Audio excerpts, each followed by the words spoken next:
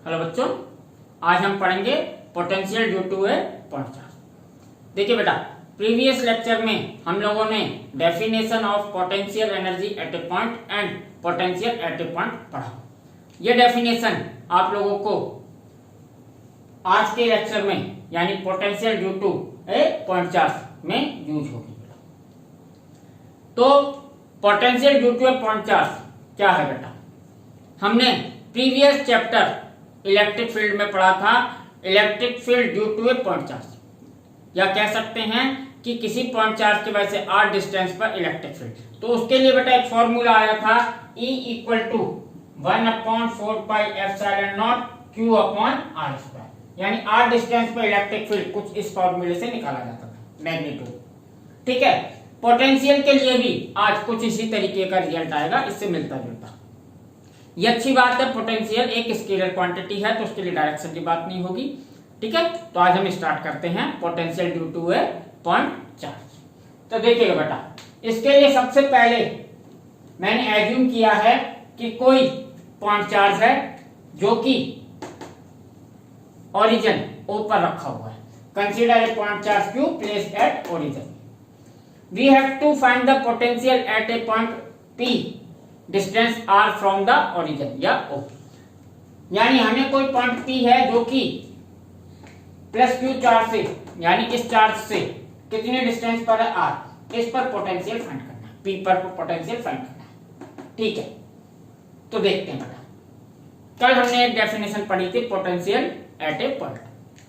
तो potential at a point की definition थी कि बेटा कि work done in bringing A unit positive charge from infinity to a point against electric field without acceleration called या equal to potential at that point।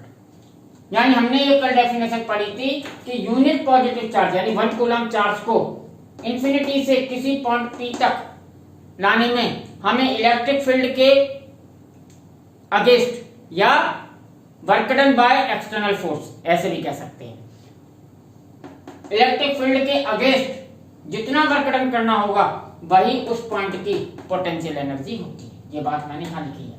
By definition of electric potential at a point, Vp किसके बराबर होता है? Potential at point Vp किसके बराबर होता है बेटा? W के।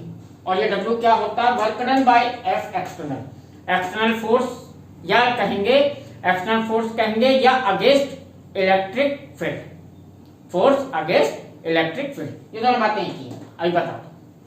ठीक है, in bringing a unit positive charge from infinity to P, ये डेफिनेशन थी। तो आज हम क्या करते हैं बेटा, पोटेंशियल निकालने के लिए हम इंफिनिटी से लेकर से P तक एक कूलम चार्ज को लाने में कितना वर्क डन करना होगा यही कैलकुलेट करते हैं, यही कैलकुलेट करते हैं। तो हम इसके लिए स्टार्ट करते हैं। देखिएगा बेटा, सबसे पहले मैं एक बात लिख देता हूं, हमें क्या करना है, हमें मालूम है Vp बराबर क्या है? Vp बराबर है बेटा वर्क डन, वर्क डन कहां से कहां तक बेटा? इंफिनिटी टू P, इंफिनिटी से लेकर P तक, बाय किसके? By F external. यानी ये दोनों चीजें बराबर होती है। एक्सटर्नल फोर्स कैसे देखे बेटा?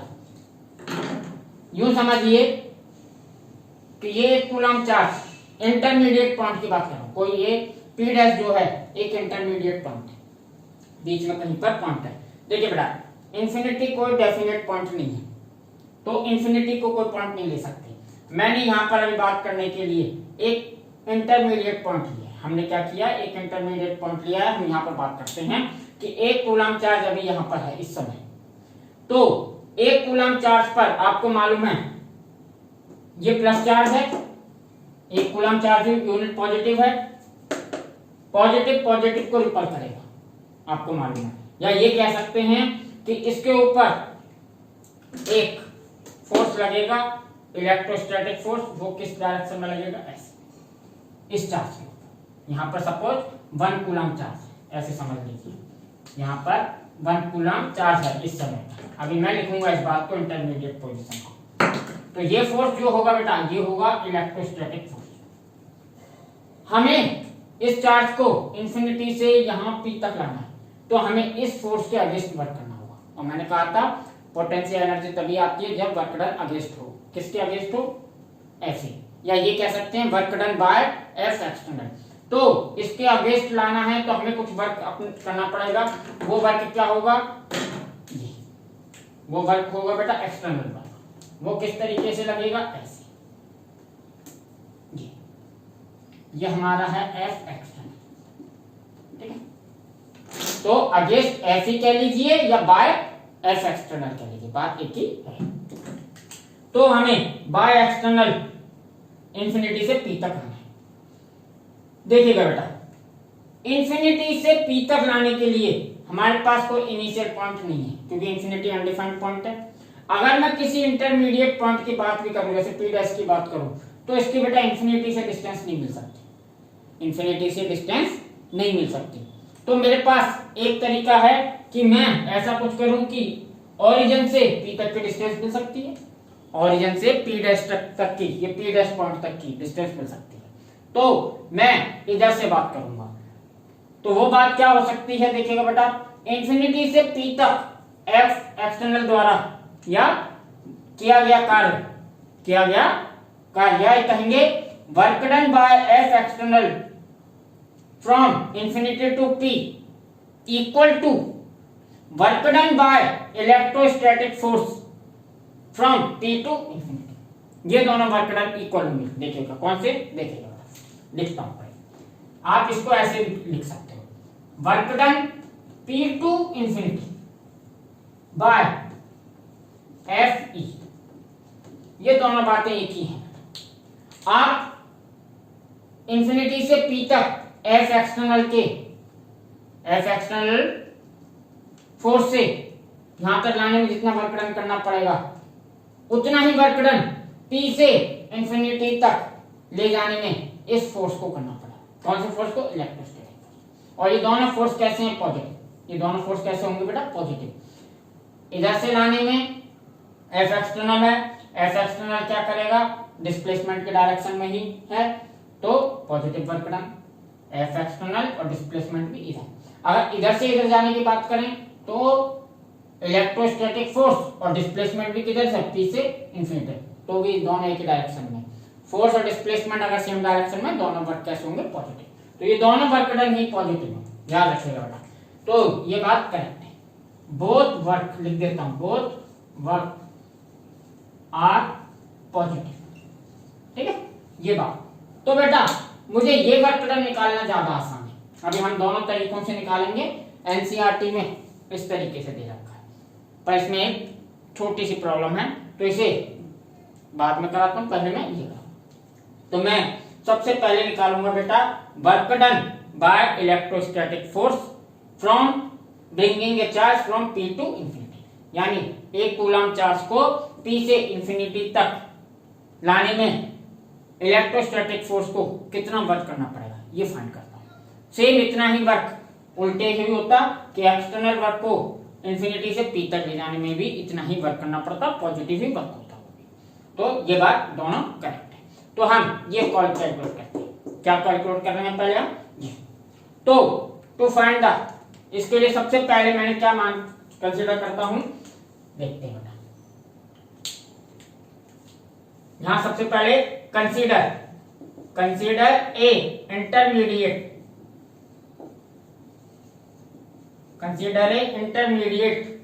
Point P dash from P dash distance x from O, यानी हमने कोई P डैश पॉइंट लिया है जिसके डिस्टेंस x है, कहां से? O से। ये कोई इंटरमीडिएट पॉइंट ले लिया। इस इंटरमीडिएट पॉइंट पर हम बात करते हैं। देखिएगा बेटा, Fe और F एक्सटर्नल दोनों ही वर्क कैसे हैं बेटा? दोनों ही वर्क वेरिएबल है। F एक्सटर्नल आपको मालूम है डिस्टेंस के साथ चेंज होता है, तो जैसे जैसे डिस्टेंस आगे जाएगी ये एफ ई इलेक्ट्रोस्टैटिक फोर्स कम होता जाएगा। ठीक है, तो और हम ये बात मान के चलते हैं हमेशा, मैंने आपको बताया था एफ एक्सटर्नल और एफ ई दोनों इक्वल होते हैं, विदाउट एक्सेलरेशन लाना है हर पॉइंट पर। ये दोनों कैसे होंगे, मैग्नीट्यूड वाइज इक्वल और डायरेक्शन वाइज अपोजिट। तो इसके वजह से चार्ज के ऊपर हमेशा नेट फोर्स क्या रहा करेगा बेटा, zero. Net force always zero. जैसे जैसे एफ ई बढ़ेगा हमें एक्सटर्नल फोर्स बढ़ाना होगा, अगर एफ ई घटेगा तो एक्सटर्नल फोर्स को हमें घटाना होगा। इन दोनों को हमेशा हमें मैग्नीट्यूड वाइज इक्वल रखना है और डायरेक्शन वाइज तो अपोजिट है ही। तो हम अपने इस पर आते हैं। तो अब कंसीडर मैंने किया पी डैश को इंटरमीडिएट पॉइंट है, ये दोनों फोर्स कैसे हैं, वेरिएबल। तो वेरिएबल फोर्स की वजह से वर्क डन निकालने के लिए हम क्या करते हैं कि पहले छोटे से सेगमेंट का, पहले छोटे से डिस्प्लेसमेंट का वर्क डन निकाल लेते हैं। उसमें हम इलेक्ट्रोस्टैटिक फोर्स को थोड़ी छोटे से सेगमेंट के लिए कांस्टेंट मान सकते हैं, फिर उसे होल लिमिट एंड पूरी लिमिट के बीच इंटीग्रेट कर देंगे, हमें total work done from P to infinity मिल जाएगा। तो बस यही करते हैं। तो देखते हैं बेटा, हैं देखते हैं वर्क डन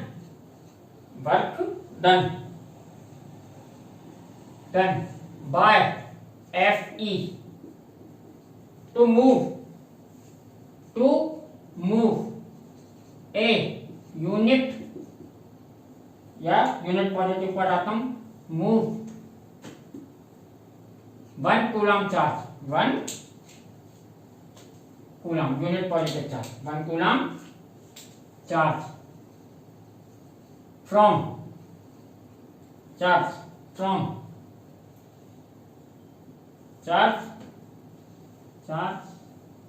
small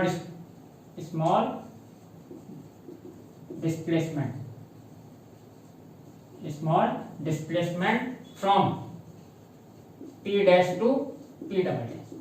ये मान लिया मैंने क्या किया, P डैश से P डबल डैश कोई पास में कोई पॉइंट है, ऐसे मान लीजिए ये कोई पॉइंट एक और है, कैसा मान लिया ये P डबल डैश, ये कौन सा पॉइंट है, P डबल डैश।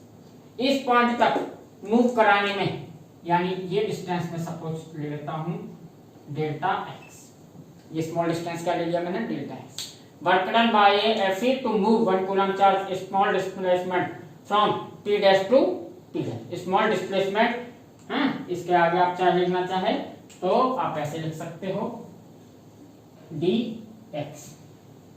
कौन सा small displacement, small displacement dx from P dash to P, ये इतना सा मूव कराने के लिए वर्क डन। तो ये वर्क डन क्या होगा, देखिएगा बेटा, ये वर्क डन होगा डेल्टा W, स्मॉल w ले लेता हूं, इसको क्या ले लेता हूं, small work done delta W। ये वर्क डन कौन सा है, P डैश से P डबल डैश का है, और किसके थ्रू है, बाय एफ ई। मैं बेटा पूरा लिखता जा रहा हूं जिससे आपको याद रहे कि किस फोर्स की वजह से किस वर्क डन की बात होती है। ये किस तरीके से निकलेगा, एफ ई डॉट dx है ना, फोर्स इनटू डिस्प्लेसमेंट। अगर इसको वेक्टर फॉर्म में लेना, वेक्टर फॉर्म की तरीके से चल लीजिए, डॉट ले लीजिए। ठीक है, अब एफ ई और dx के बीच एंगल, एफ ई भी इधर है dx भी इधर है, दोनों के बीच एंगल क्या होगा, 0। तो डॉट प्रोडक्ट क्या होता था, एफ ई dx cos 0 बात खत्म। ठीक है, अब हम इसको फिर से लिखते हैं, बार बार इसकी वैल्यू नहीं लिखता है, अभी यही वर्क डन चल रहा है। एफ ई की वैल्यू हमें मालूम है, इलेक्ट्रोस्टैटिक फोर्स की वैल्यू होती है 1/4 पाई क्यू। एक चार्ज है कैपिटल क्यू, दूसरा चार्ज क्या है, 1 कूलम। 1 डिस्टेंस कितनी है बेटा, इस P डैश पॉइंट की, P डैश से P डैश तक हमने बेटा कांस्टेंट ले रखा है एफ ई को, क्योंकि स्मॉल डिस्टेंस पर ले सकते हैं।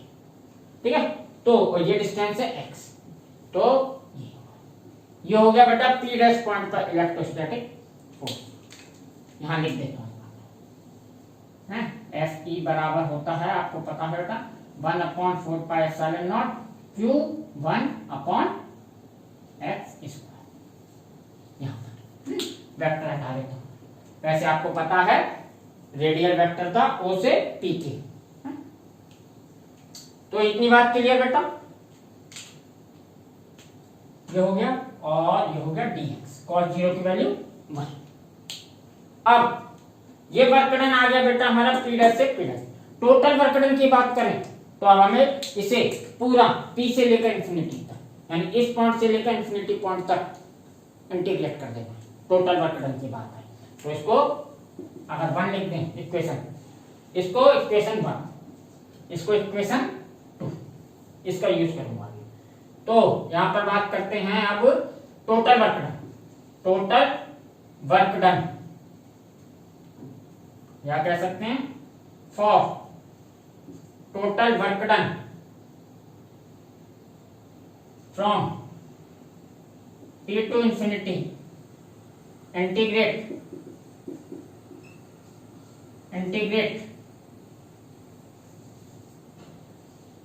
Equation 1 equation 2 from r to infinity. p के कोऑर्डिनेट क्या है, p के डिस्टेंस कितनी है r और इंफिनिटी के डिस्टेंस इंफिनिटी, ठीक है। p पॉइंट की डिस्टेंस o से कितनी है r, इसकी तो r से लेकर इंफिनिटी तक पूरे डिस्टेंस तक इसका इंटीग्रेशन कर देंगे। कैसे देखेंगे। अब इस वर्क डन को कैसे लिखूंगा देखिएगा, w ये वर्क डन कौन सा है, p टू इंफिनिटी, और कौन किसको निकाल रहे हैं हम, बाय एफ ई निकाल रहे हैं, इलेक्ट्रोस्टैटिक इक्वल टू 1 अपॉन, इसको इंटीग्रेट कर देना, इसको क्या कर देना बेटा इंटीग्रेट, कहां से r से लेकर इंफिनिटी, ये हो गया 1/4 pi epsilon naught q upon x square dx, ठीक है ना। ये चीजें कांस्टेंट है, कांस्टेंट चीजें इंटीग्रेशन से बाहर निकाल लेते हैं, तो 1 अपॉन या कहेंगे q upon 4 pi epsilon naught बाहर आ गई, integration r to infinity 1 upon x square dx।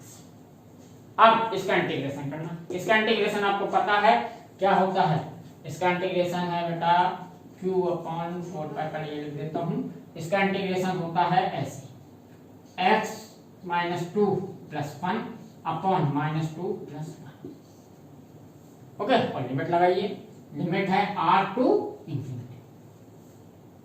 इसको सॉल्व करते हैं, देखिए बेटा -2 + 1 ये बच्चा -1, तो ये -1 बाहर ले लेते हैं, सबसे पहले हम क्या करते हैं इसे बाहर, तो ये हो गया बेटा -q अपॉन 4 पाई एप्सिलॉन, और अंदर बचा बेटा ये बचा -2 + 1 -1 पावर यानी 1 अपॉन x और r टू इंफिनिटी।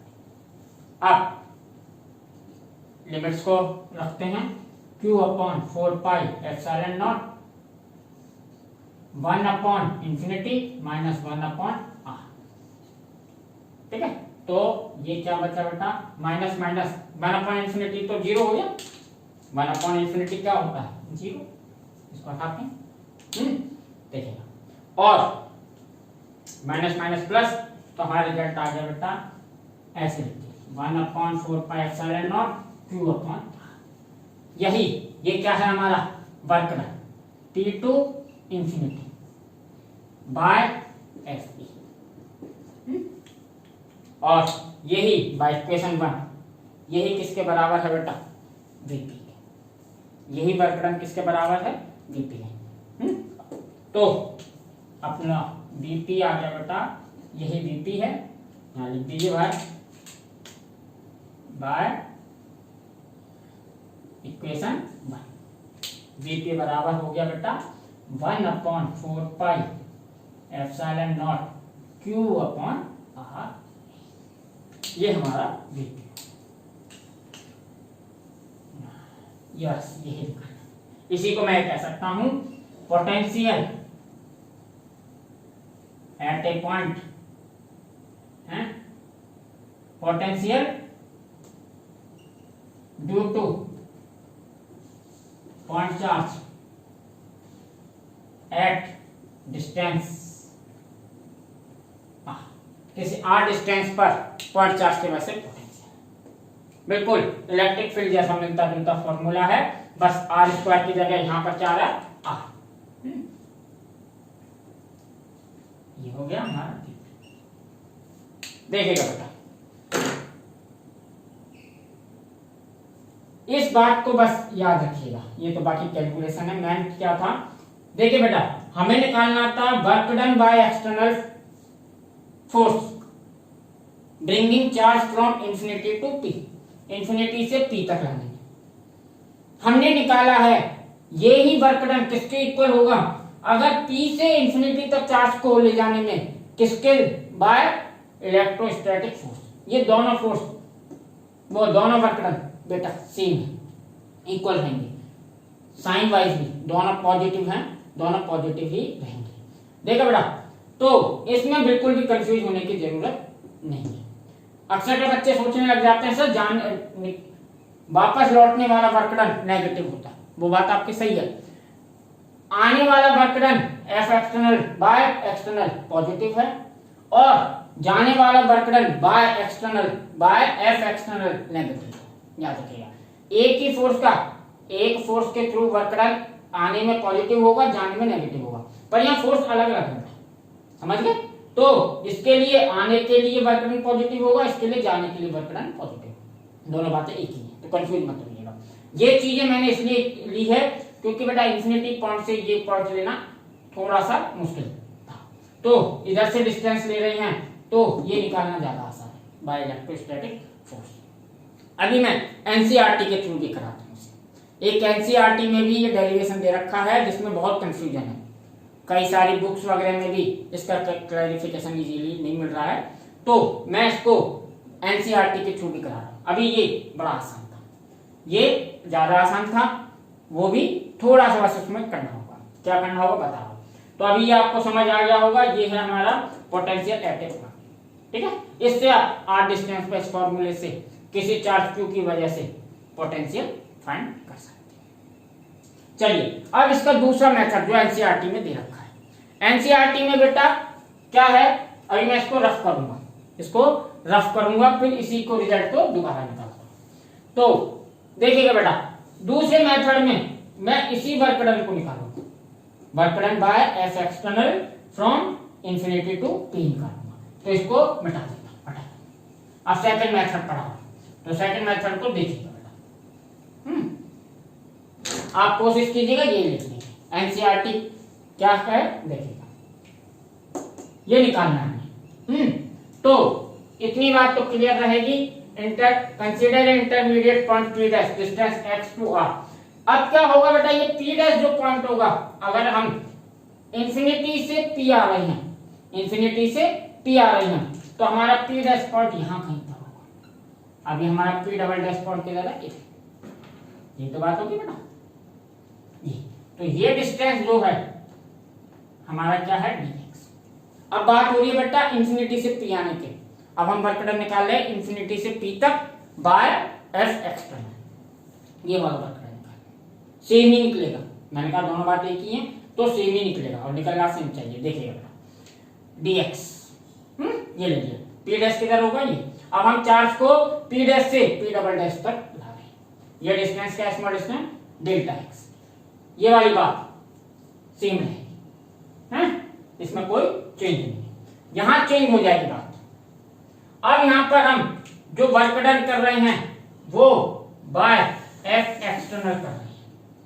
अब क्या कर रहे हैं, एफ एक्सटर्नल, तो बेटा ये जो एफ ई है ये क्या हो जाएगी, एफ एक्सटर्नल, क्या हो जाती है, एफ एक्सटर्नल। पर यहां पर एक प्रॉब्लम रहती है, देखिएगा बेटा, यहां ये जो dx है, ये dx डिस्टेंस, ये डिस्प्लेसमेंट क्या होगा बेटा, p2 माइनस p1, या ये कहेंगे यहां से ये डिस्टेंस माइनस ये डिस्टेंस, O से P डबल डैश तक का डिस्टेंस माइनस O से P डैश तक का डिस्टेंस, क्योंकि हमें इंफिनिटी से तो पॉइंट मिल नहीं सकते थे बेटा, हमें इंफिनिटी से इन पॉइंटों का डिस्टेंस नहीं मिल सकता, तो हम जो भी डिस्टेंस ले रहे हैं वो कहां से ले रहे हैं, O से। तो ये जो डिस्प्लेसमेंट है बेटा हमारा, ये वाला ये डिस्प्लेसमेंट है, ये क्या होगा बेटा, ओ से पी तक का डिस्टेंस ये समझिएगा, O P double dash minus O P dash, ये होगा डीएक्स, कौन डीएक्स। अब देखिएगा बेटा, ये डिस्प्लेसमेंट नेगेटिव, ये डिस्प्लेसमेंट नेगेटिव, हमें मालूम है ओ से पी डबल डैश तक का डिस्टेंस क्या है, कम, और पी डैश तक का डिस्टेंस है ज्यादा, या कहेंगे डिस्प्लेसमेंट बात कीजिए बेटा, ओ से पी डैश तक का डिस्प्लेसमेंट कम है, ओ से पी डैश तक का डिस्प्लेसमेंट ज्यादा है, तो ये वैल्यू नेगेटिव होगी, क्या होगी बेटा, नेगेटिव। अगर बेटा ये नेगेटिव है, ये वैल्यू, ये, और डिस्प्लेसमेंट को हम कभी भी नेगेटिव नहीं ले सकते, क्या नहीं ले सकते बेटा, नेगेटिव। तो अगर बेटा डिस्प्लेसमेंट को हम नेगेटिव नहीं ले सकते हैं, तो हमें इसको पॉजिटिव करना होगा, नहीं तो क्या है, ये जो वैल्यू आ रही होगी नेगेटिव आएगी, और हमें मालूम है work done by external force positive है, क्योंकि वर्क डन डिस्प्लेसमेंट की दिशा में ही हो रहा है, तो हम इसको नेगेटिव नहीं कर सकता। अगर इसको यहाँ पर करेक्ट नहीं किया इस माइनस वाले प्रॉब्लम को, तो आगे रिजल्ट में दिक्कत हो जाएगी।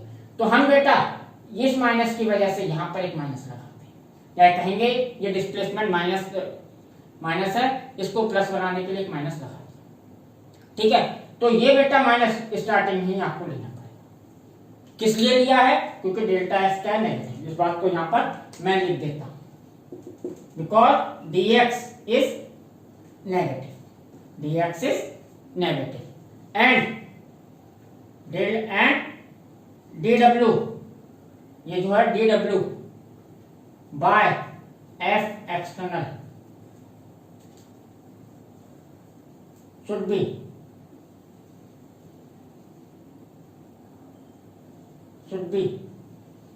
पॉजिटिव, ये बेटा पॉजिटिव ही होना चाहिए था, कौन, dw एक्सटर्नल। तो इसके लिए हमने एक माइनस यहाँ पर एक्स्ट्रा लगाया, ये जरूरी है, यही एनसीईआरटी में दिया, बच्चे समझते नहीं है, कई सारी बुक्स में इनके डॉट प्रोडक्ट को करके हैं 180 लगाकर यहाँ पर 180 लगाकर यहाँ माइनस लगाए, वो करेक्ट नहीं है, ठीक है। अगर ठीक है, तो इस बात को यहाँ पर ये माइनस हमेशा चलेगा, कहाँ चलेगा, माइनस, ये माइनस, ये यहाँ से यहाँ तक माइनस रहेगा। अब बात आती है total work done T to infinity integrate, अब यहाँ ये P से इंफिनिटी नहीं जा रहे, अब हम कौन जा रहे हैं, इंफिनिटी से P जा रहे हैं, क्योंकि एक्सटर्नल फोर्स है, ठीक है, R2, तो हमें क्या करना पड़ेगा, इंफिनिटी से लेकर P तक इंटीग्रेट करना पड़ेगा, या कहेंगे R तक, इंफिनिटी से, क्योंकि आप इंफिनिटी से R तक, R पॉइंट तक आ रहे हैं। वर्क डन बाय, अब ये FE नहीं रहेगा, जहां जहां FE है वो FX है, ठीक है, और हमारा एक माइनस साइन चलता है, ये माइनस हो गया, FE इतना ही रहेगा, यहाँ पर जो FE की जगह मैंने F एक्सटर्नल है, ये बात एक ही है, मैग्नीट्यूड वाइज तो दोनों सेम ही रहेंगे ना,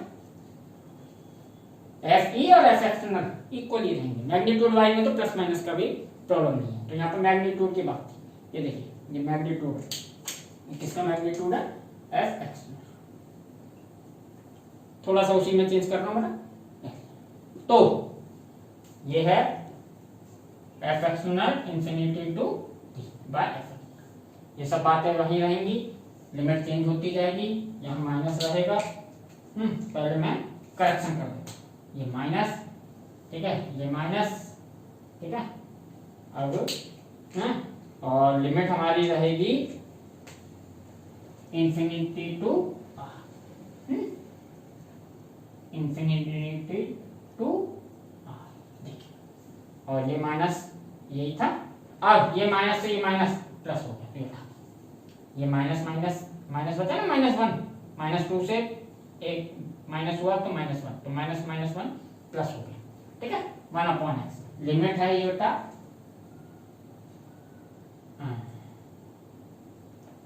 इंफिनिटी टू, तो work done by external, P नहीं है, ये क्या है, इंफिनिटी टू P, ये सब, अब ये माइनस यहाँ से हट चुका है, ठीक है, यहाँ अब जो लिमिट आएगी इसको हटा दो, इसकी लिमिट जो आएगी वो आएगी बेटा 1/r -1/, ऐसे, तो ये वैल्यू तो जीरो। क्या बचा? 1/4 वही रिजल्ट आ गया। तो बेटा इसको इंफिनिटी से पी तक लाने में एक्सटर्नल फोर्स के थ्रू किया वर्क या पी से इंफिनिटी तक लाने में इलेक्ट्रोस्टैटिक फोर्स के थ्रू किया गया वर्क, दोनों इक्वल है। तो आप दोनों तरीके से निकाल सकते हैं। यहाँ बच्चा थोड़ा कंफ्यूज हो जाता है, -2 ले लिया, तो आप समझिएगा ये डिस्प्लेसमेंट नेगेटिव है क्योंकि यहाँ पी डैश कम है। तो ये ds को प्लस करने के लिए यहाँ पर माइनस लेते हैं, तो हमारा ये आ जाता potential at a point due two point charge. ठीक है, चलिए बेटा इस पर एक छोटी सी एक एग्जांपल दे रखा है एनसीईआरटी में, एग्जांपल 2.1। ठीक है, तो इसका यूज भी देख लेते हैं कैसे r डिस्टेंस पर हम पोटेंशियल निकालेंगे और देखते हैं। ठीक, तो एग्जांपल 2.1।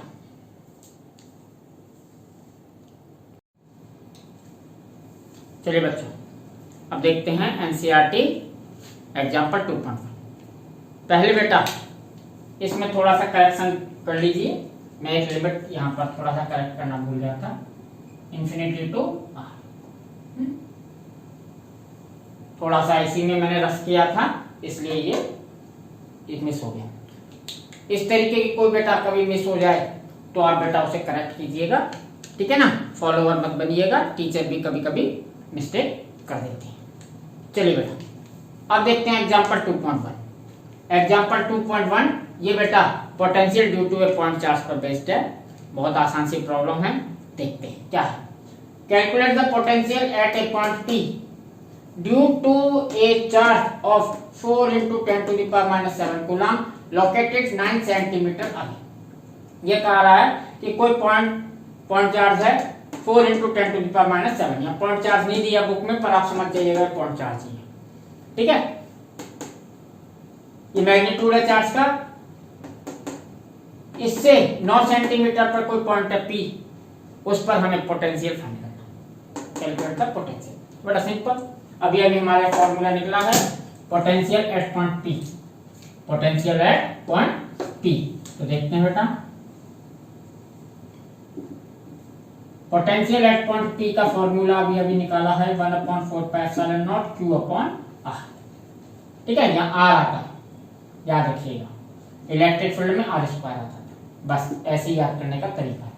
देखो 1/4πε0 की वैल्यू 9 × 10⁻⁹, चार्ज 4 × 10⁻⁷। इस चार्ज की वजह से पोटेंशियल देख रहे हैं और इससे डिस्टेंस कितनी है 9 सेंटीमीटर, 9 × सेंटीमीटर में है तो मीटर। ऐसे समझिएगा बेटा, ये कोई चार्ज रखा है 4 × 10⁻⁷ और इससे ये कोई पॉइंट है P, ये डिस्टेंस है बेटा यहां से यहां तक का 9 सेंटीमीटर। इस पॉइंट पर हमें पोटेंशियल पूछा, ठीक है, इस चार्ज की, ये चार्ज की, याद रखिएगा।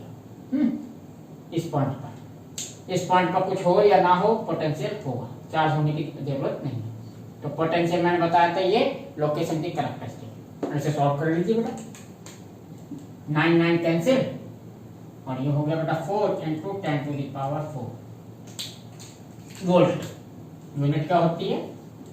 वोल्ट। इस पर भी ध्यान दीजिएगा बेटा, 4 × 10⁴ का मतलब होता है 40,000, यानी 40,000 वोल्ट का पोटेंशियल, काफी हैवी पोटेंशियल है, सोचिएगा।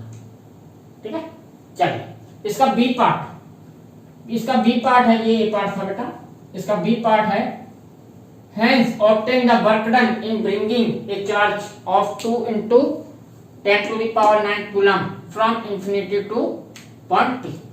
इन्होंने पूछा है कि कोई चार्ज है 2 × 10⁻⁹ कूलम, उसे अगर P पॉइंट तक, इंफिनिटी से P पॉइंट तक लाया जाए तो उसमें कितना वर्क डन होगा। तो बेटा पोटेंशियल की डेफिनेशन से आपको मालूम है, पोटेंशियल की डेफिनेशन कहती थी कि एक कूलम चार्ज को लाने में कितना वर्क डन होता है, वो उस पॉइंट का पोटेंशियल होता है।